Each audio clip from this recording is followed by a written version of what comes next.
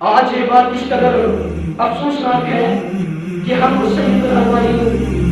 امام الانبیاء محمد رسول اللہ صلی اللہ علیہ وسلم کے بے مثال اور اعلیٰ سیرت کو نظر انداز کر کے ان کافروں، مشرکوں، یہودیوں، نصرانیوں اور عیسائیوں کے طور طریقوں کو اپنائے ان کے رواجات کو اپنا رہے ہیں جو ہمارے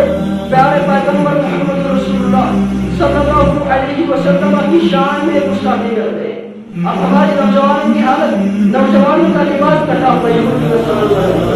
نوجوانوں کا کٹنگ کرنے کا سکھایا یہودی نصرانی والا سکھایا، ہماری ماں بہنیں بے حساب اور بھی زندگی کا ایک ایک عمل، ایک ایک طریقہ کہ ہم کسی سے لے رہے ہیں جو ہمارے رسول صلی اللہ علیہ وسلم کی شان میں گستاخی کرتے ہیں، ہمارے دین اسلام کو مٹانا چاہتے ہیں،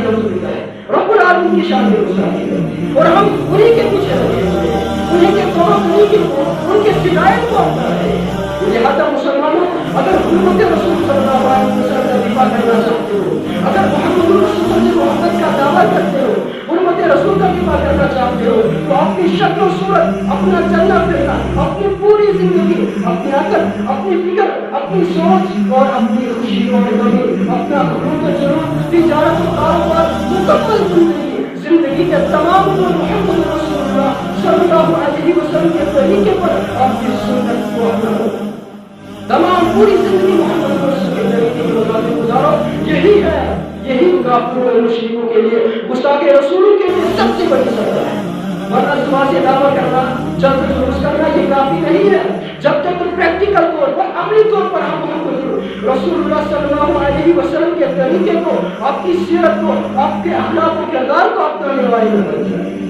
اور جب عملی طور پر محمد رسول اللہ صلی اللہ علیہ وسلم کے اخلاق و کردار، آپ کی سیرت کو اپنانے والے بن جائیں گے، پھر کوئی بھی نظر، کوئی نظر محمد رسول کی طرف نہیں ہو سکتی ہے، کوئی ہاتھ رسول اللہ صلی اللہ علیہ وسلم کی طرف نہیں ہو سکتا ہے، کیونکہ پھر تو ہم تیار رہیں گے، جو میری نظر اٹھائے وہ آنکھ موڑ دیں گے، ہر دستے بے ادب کی کلائی کو مروڑ دیں گے، ابو جہل و ابو لہب کے بیٹے نہ بچ سکیں گے، ہم دستے انتقام سے ان کو دبوچ لیں گے۔ پھر ہر مسلمان کے دل سے نہیں سکتے۔ اللہ تبارک و تعالیٰ سے دعا کرتے رہتا کہ ہم رسول کے ساتھ عمل کرنے کی توفیق عطا فرمائے، سچے دل سے رسول اللہ صلی اللہ علیہ وسلم کے آپ کو احترام کرنے کی توفیق عطا فرمائے۔